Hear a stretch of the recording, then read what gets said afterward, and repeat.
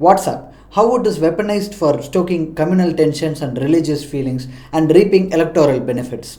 This is the crux of a news article by the Washington Post. The news outlet had gained an unprecedented access to the BJP's and the Hindutva's messaging machinery, and they put out a stunning article. But the response from the mainstream media is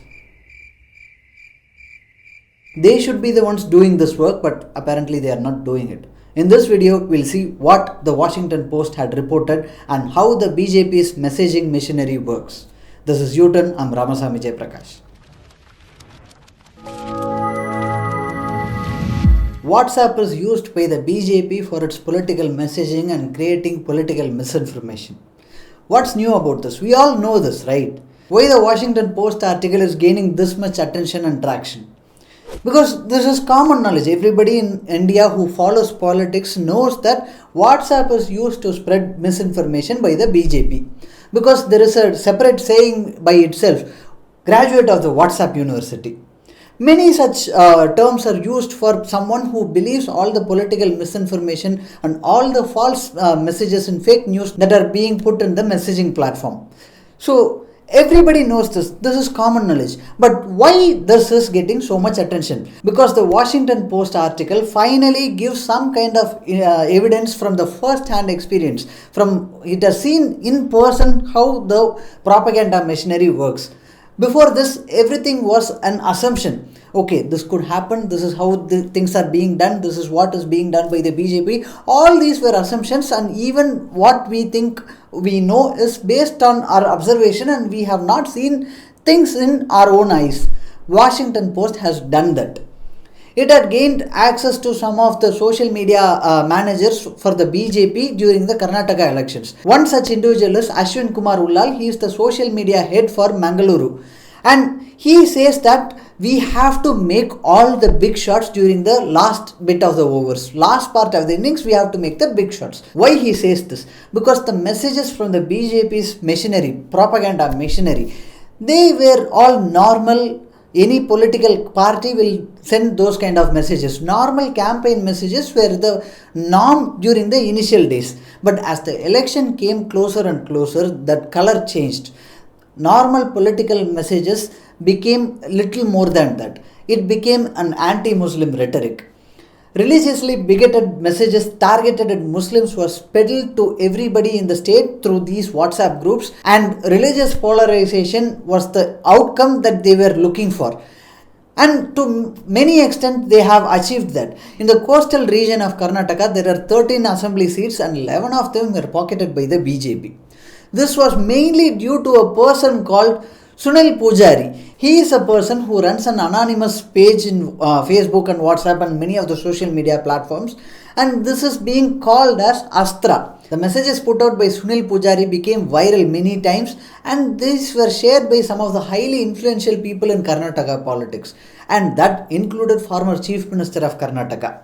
Many people in BJP feared that being accused by the Astra page, this anonymous identity run by Sunil Pujari, being accused by that page is something that will be detrimental to their career in political career of the BJP. So they feared being accused by the BJP, so they started churning out more communal rhetoric in their day-to-day politics. That's how influential this page was. And there is another page run by Santosh Kenchamba called Rashtra Dharma. That is also indulging in similar activities, and both these pages are independent of the BJP ideology or BJP identity. At least that's how it is made to look from the outside. But these two pages and many of the similar pages are part and parcel of the whole ecosystem that puts out the Hindutva narrative. And this cannot be separated one from the other. The functionaries of the BJP IT wing, they themselves come out and say that these kinds of pages that are run independently without our official IDs and official symbols, these are our secret weapons, because what we are able to achieve is multifold achieved by these independent looking pages. The reach of the pages run by Sunil Pujari can be ascertained, or it can be analyzed by the political success that was achieved by Yashpal Suvarna. Yashpal Suvarna is a businessman, and him getting a ticket, MLA ticket, was something seen as a huge surprise because he had a reputation of a violent person. Many people who are his supporters came to him and told him that you have to show humility, you have to show that you are a humble person and you are a very stable person. But he had his own doubts and he contacted Sunil Pujari. Sunil Pujari strongly advocated against that idea. You should not show humility. 1/3 of our voters are young people. So you have to show your aggressive side, and this will be attractive to those young voters. So show the aggressive side of you. And what is that aggressive side? Why should that be shown? In 2005, Yashpal was part of an incident, and that incident was two people were paraded naked. They were stripped of their clothes and they were paraded naked. And those two were Muslims. They were paraded naked for transporting cows. This was done by none other than Yashpal. So this is the kind of reputation that he has. Instead of hiding this, instead of putting this in hiding, not showing this to public because it might scare the voters, they chose the alternative. They chose the other side. They wanted to project themselves as strong Hindutva leaders who can put Muslims in their place, who can show Muslims their place. This was the idea given by Sunil Pujari and it worked. He became the MLA. Like this, the WhatsApp machinery worked in many ways and it works in multiple layers. They have gone door to door. They have done campaigns door to door for collecting phone numbers, and it was all streamlined in such a way that with very few steps they can reach everybody in just 1 hour. That's how sophisticated their operations were. To do this, they did not use any of the sophisticated tools that one might think of.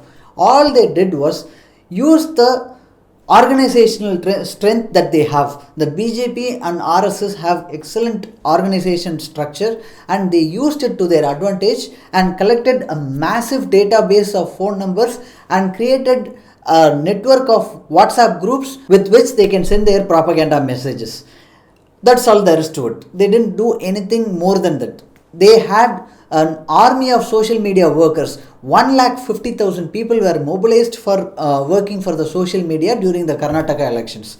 And this was something confirmed by former IT wing or former social media head of Karnataka. Other parties pale in comparison to what BJP can achieve in social media.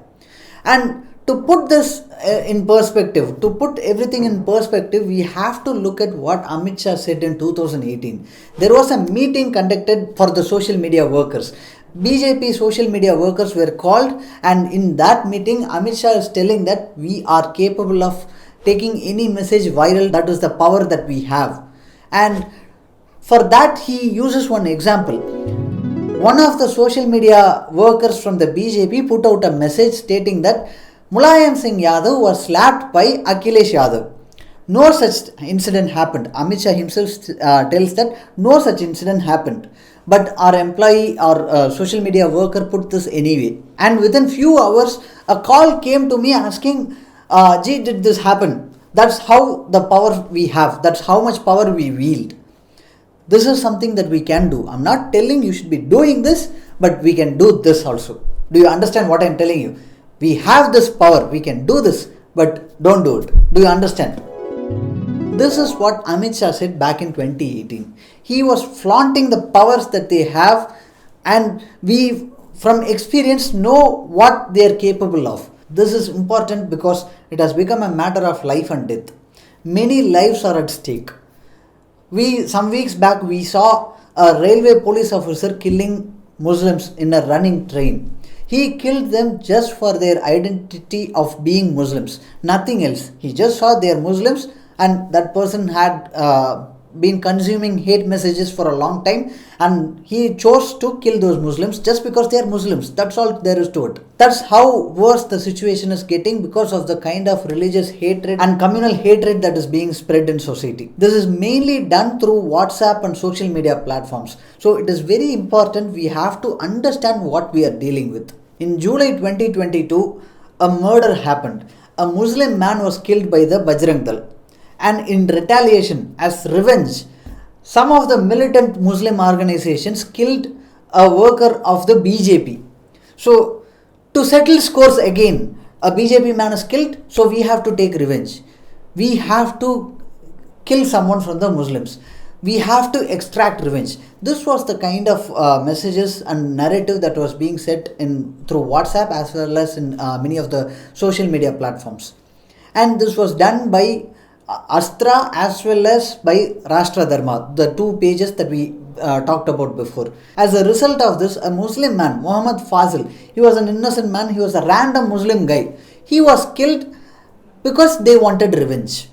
This is the kind of hate that is being spread through WhatsApp, and this is something that everybody needs to know. So this is a very good article that Washington Post has put forth, and everybody should read this because we have to understand what their strength is, and we have to understand how this WhatsApp propaganda machinery works. WhatsApp and Meta themselves know that such religious hatred messages are being sent through their platforms, but they are not able to do anything because it is an encrypted platform where messages are always private. It is a private messaging platform and it is end-to-end encrypted. So even though they know that communally hatred messages are sent through that platform, they are not able to do it, and they are not taking any steps to address this problem. And frankly speaking, we also don't know yet how to tackle this. The only way that I could think of is to create an awareness.